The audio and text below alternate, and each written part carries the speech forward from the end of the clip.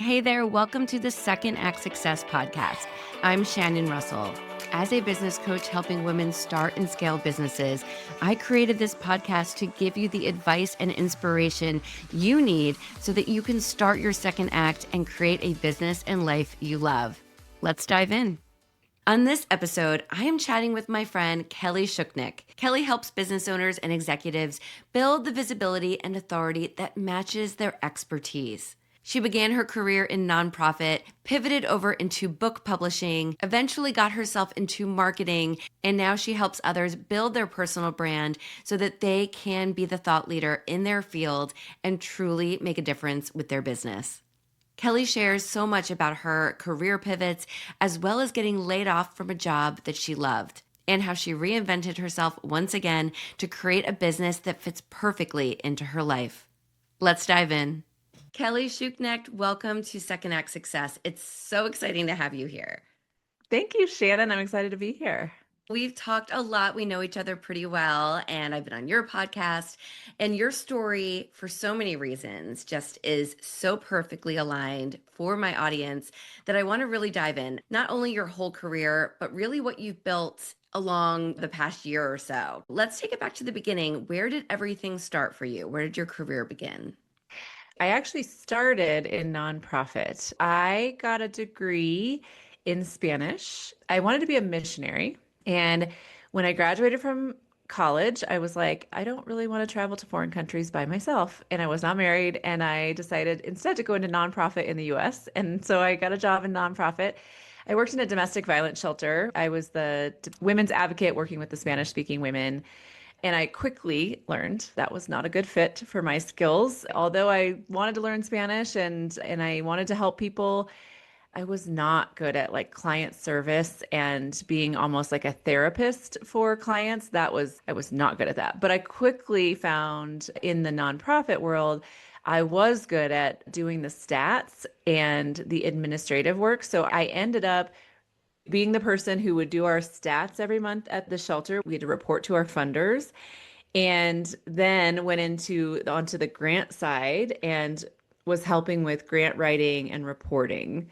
So it was an interesting shift. I went in with one expectation and learned so much about myself and what I was actually good at and where I should have been in that work. It's almost like you went in with your heart and wanting to help, but Yeah. realized your strengths were more in the backbone of nonprofit and Yeah. helping on that side. And that's great. Listening to that voice inside to Yes. know, okay, let's just pivot over here and see Yeah. And I think success. it's good to know like there was nothing wrong with me. I just that wasn't a good fit for me. I know about myself not to be a nurse or a therapist or something like that is I'm not good at that, but I Right. am good at being the heads down person on the computer, writing things, organizing things, like that kind of thing. And yeah, that was like the first 5 years of my career. And at that point, I had my first two kids. I had my daughter while I was working there. I was pregnant with my son. And when I went on maternity leave, I was just desperate to find a work from home job. I did not want to go back to the office. It was a 30-minute drive every morning to work. I would drop off my daughter at daycare, and I was just miserable because I was like, I hated being away from her 9 to 10 hours a day and only seeing her in the evening. I don't know. That was really hard for me at that time. So when I had my son, I was looking for anything to be able to work from home. And this was 18 years ago, Shannon. Work from home was not common back then.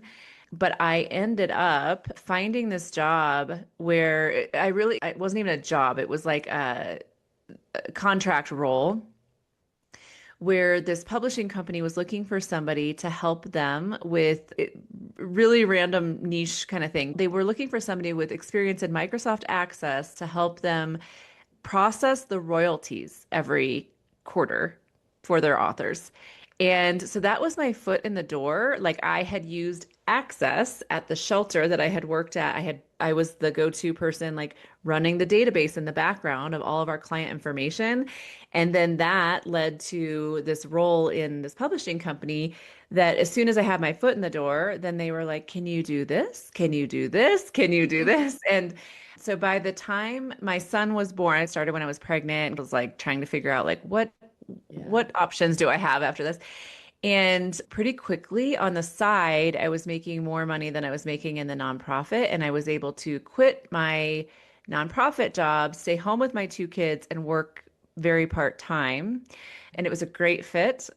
I was there 10 years. So I stuck with it. I ended up going from those random contract roles to becoming one of the first directors in the company. The company was growing fast. They needed a leadership team. So I became one of the first directors and then became the executive vice president. I reported to the family that owned the company and then I oversaw the directors. So it was a Wow. really weird shift in my career, but it was this I didn't really understand what I was good at until I started working. And then it led to this path that I was able to grow this amazing career without really being intentional about it. It just happened because I was following what I was good at. And then opportunities were opening because of that. You were saying yes when they were asking you, can you try this? Can you do this? And it's that whole being open to opportunities and saying yes and figuring it out as you go. That is key to so many successes in life, is just saying, yep, let me try. Yeah, sure. Let's try it. Yeah. And for you to be able to build that with two little ones and be home with them is something that I think almost every mom listener just wishes that they could find. So, what a Yeah. unicorn you stumbled upon at the Yeah. perfect time.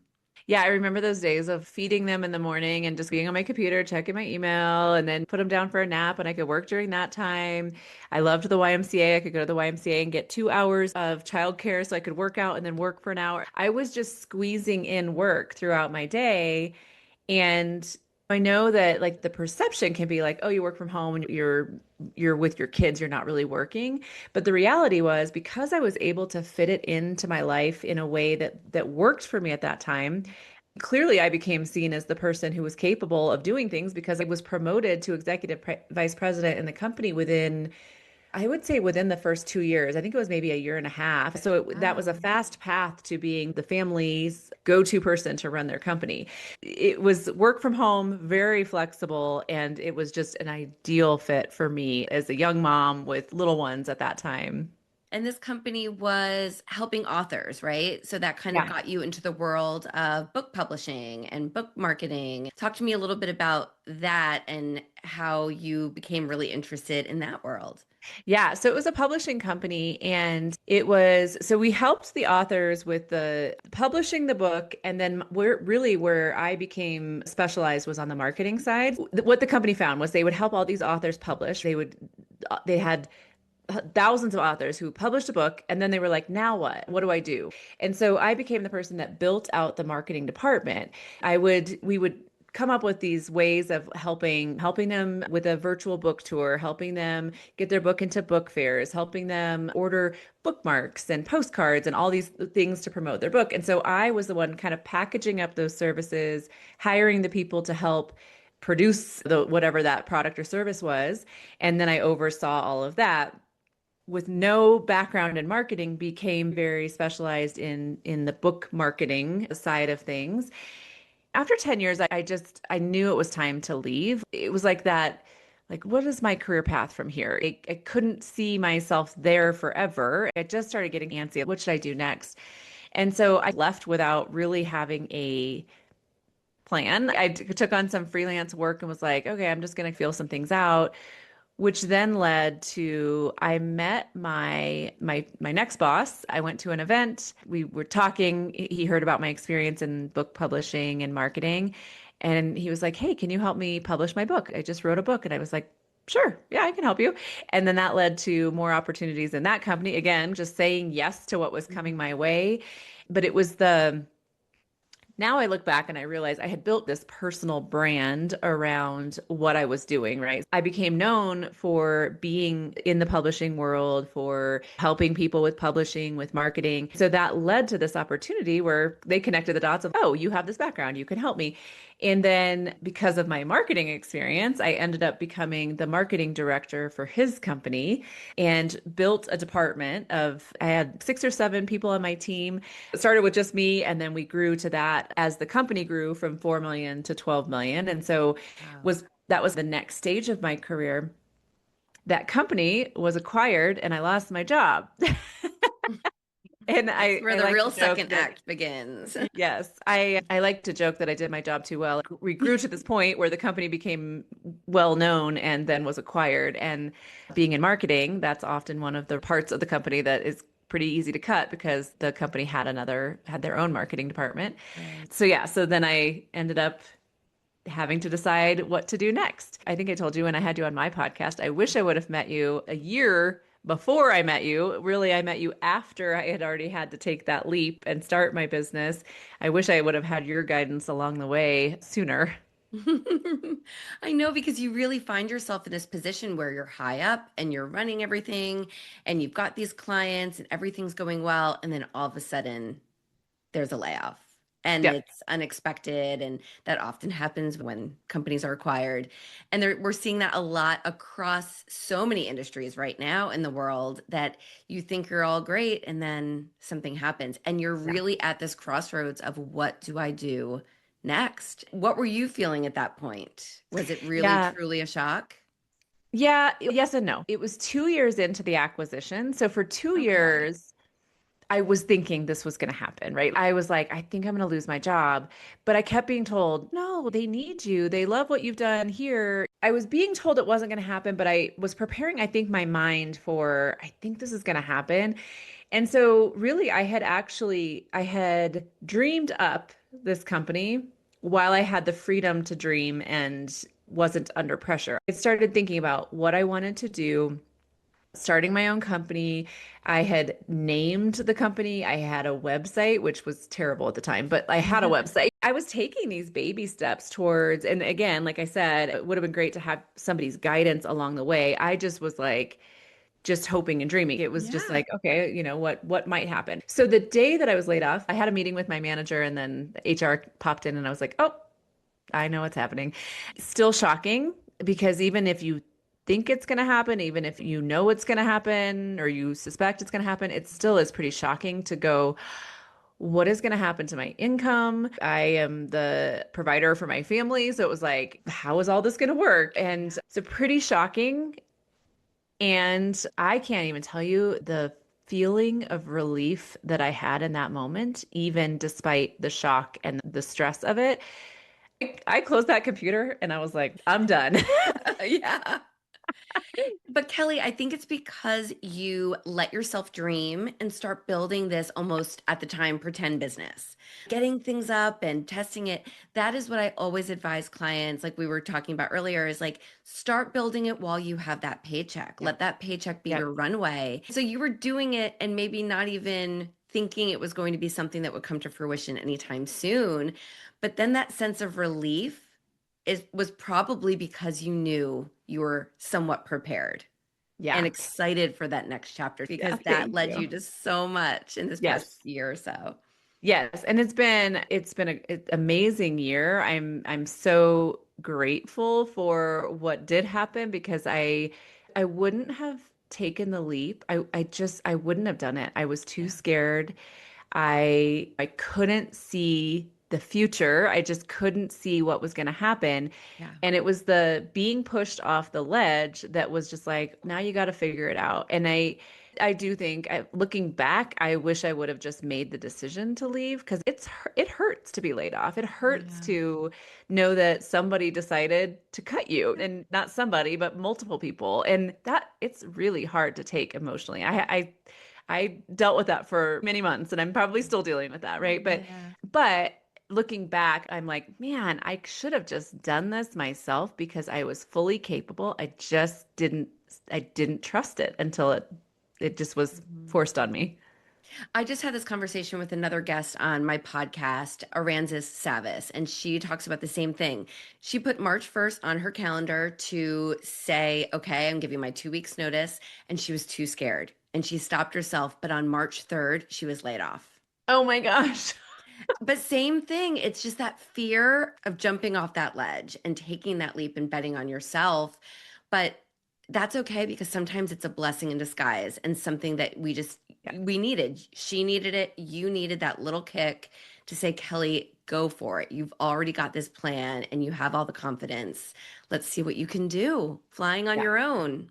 Yep. Yep. Absolutely. And Yeah, I do look back and I know it was what was meant to happen. I know that I'm in Yeah. the exact place I was supposed to be in. I told somebody in a conversation in the early months of starting my business, I was like, I feel like myself for the first time in my career.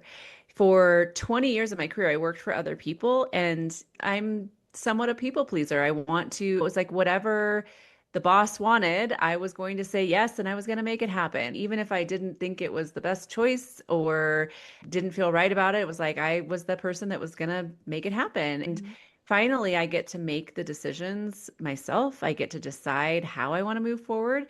There's downsides to that, but there's also a lot of upsides to that. Yeah. And I feel like I'm finally able to just be me in my career and not what somebody else expects of me. When did you, after that, decide, okay, this is official, my business is going out there in the world and I'm going to start making it happen? I took about 24 hours to be mad and Yeah. grieve and all the feelings. And I told my husband, I was like, I'm going to sit down and I'm going to apply for 10 jobs a day. And then when I'm done applying for jobs, I'm going to work on my business. The day I was laid off was a Thursday. And so Friday, I got up and I did that. I started applying for 10 jobs.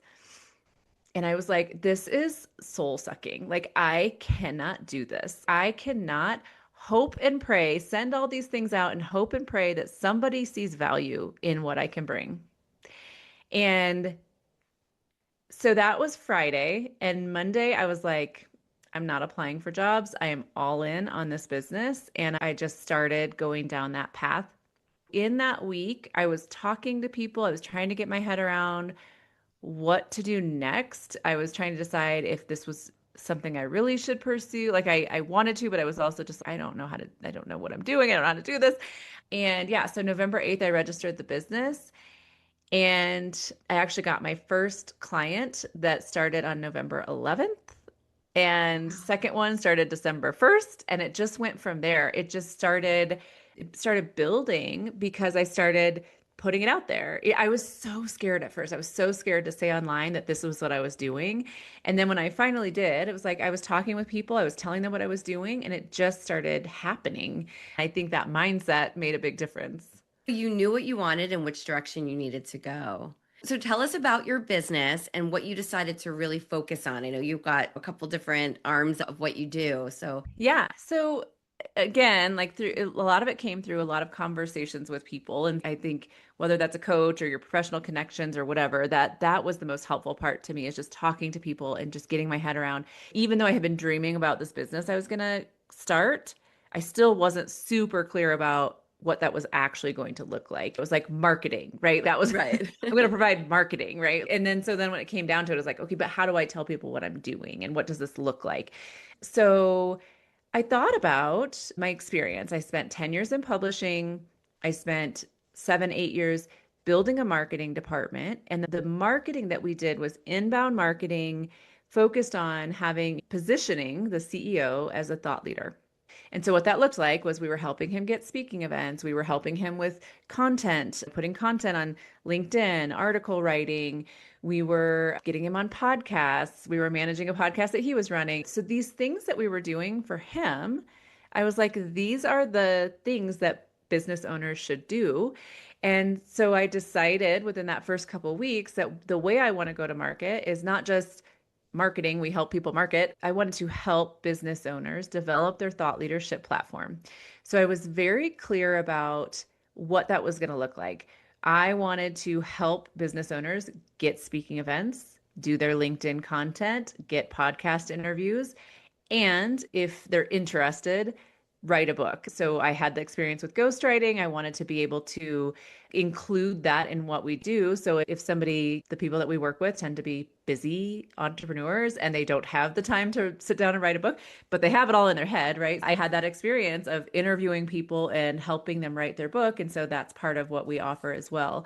I think that part of what made that take off so quickly was when I would tell a business owner that this is what we do, they would say, oh, we know that when we go out and do speaking events that we get clients from it, and we know we need to do that more often, but we don't have the time to be thinking about what events are out there and what we should be pursuing and putting in the applications. So it resonated with a lot of business owners where they were like, that's exactly what we need.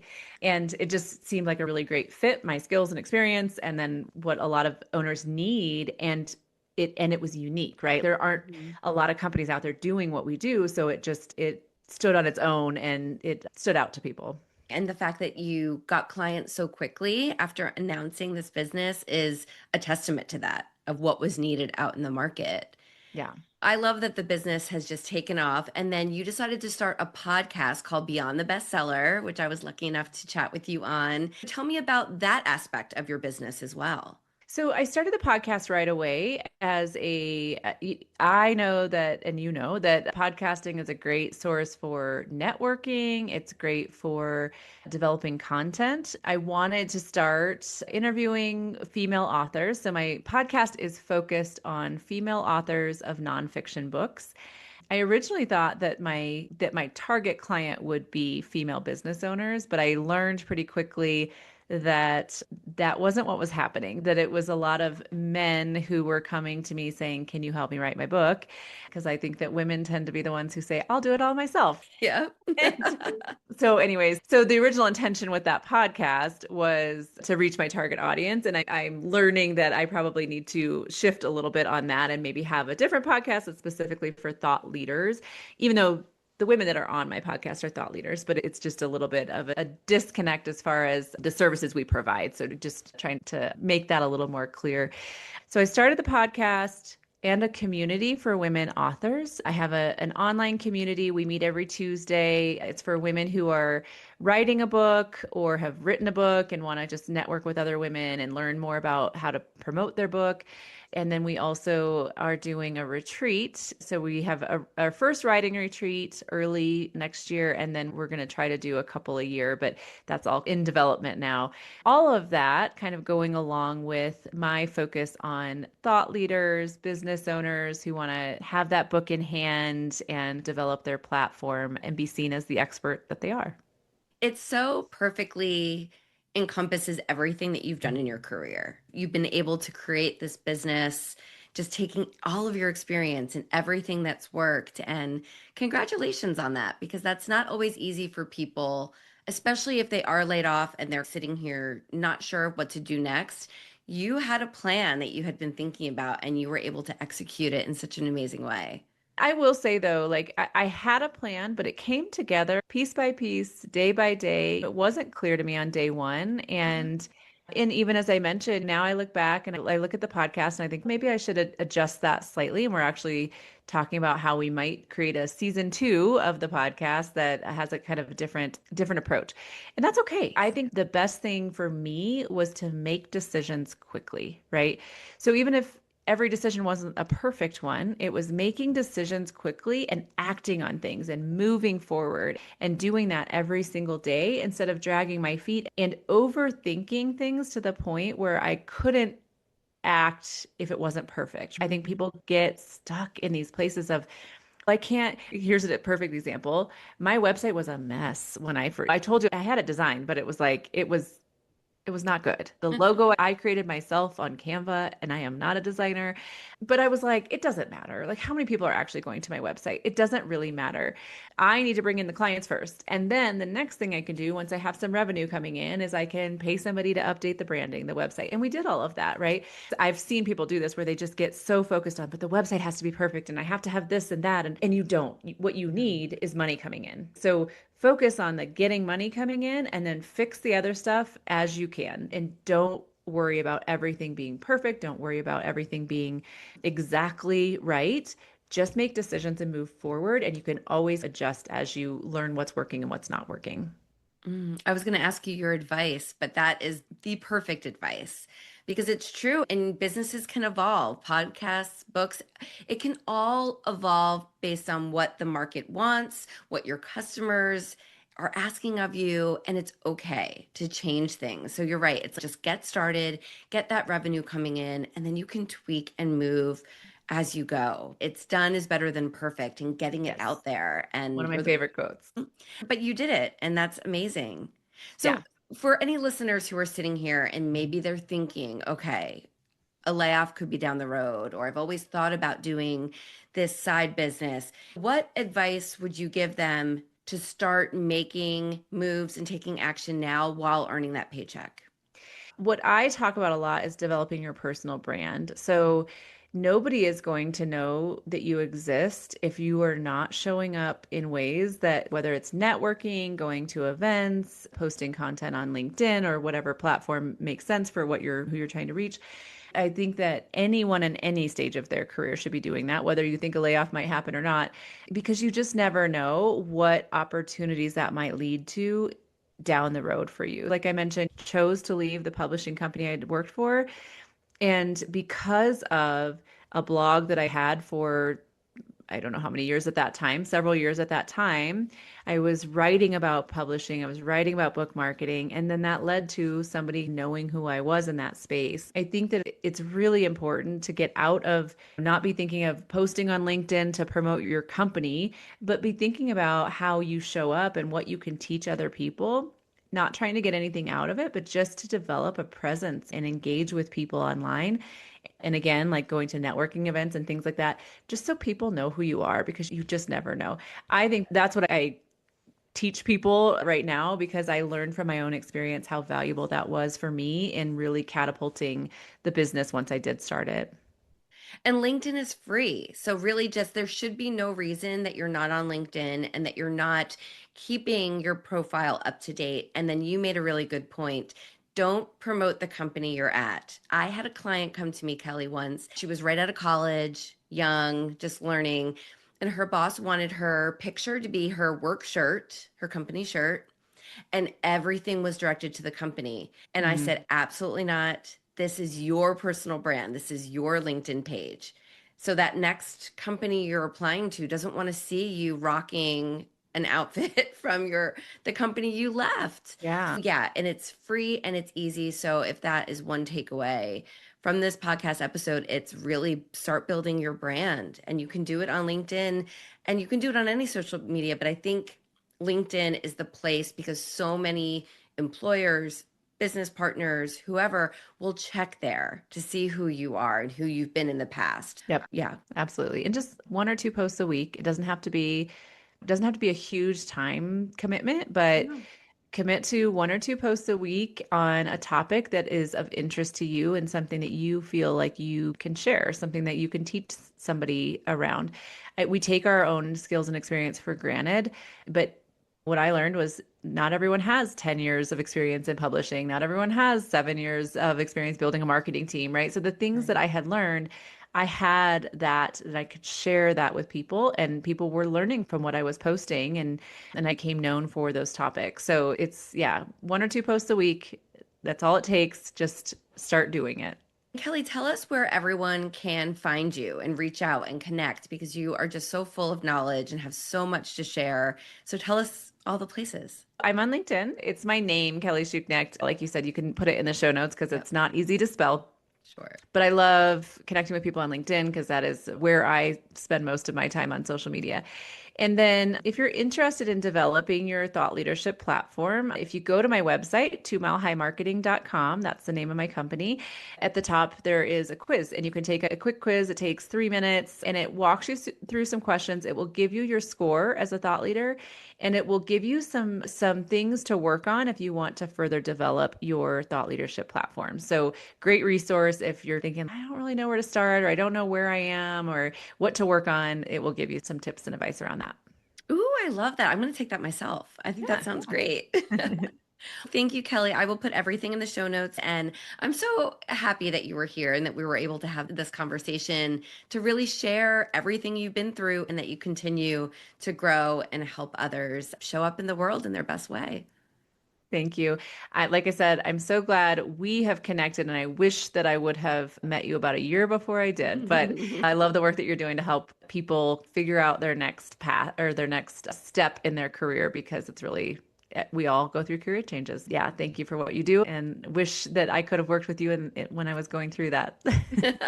We have each other now, so that Yes, is yes, exciting. And yes. hopefully, we'll see each other at a speaking event soon and continue Yeah. to collaborate. So, thank you so much, Kelly. Thank you for joining me for another episode of the Second Act Success podcast. If this episode has you thinking about starting a business or growing the one that you already have, I offer free Second Act strategy calls. This is where we map out what makes sense for your business and your life. You can book yours now at secondactsuccess.co/strategy or grab the link in the show notes below. As always, thank you for being here. Until next time, I'm your host, Shannon Russell, wishing you the best day ahead as you plan your second act. I'll see you on the next episode.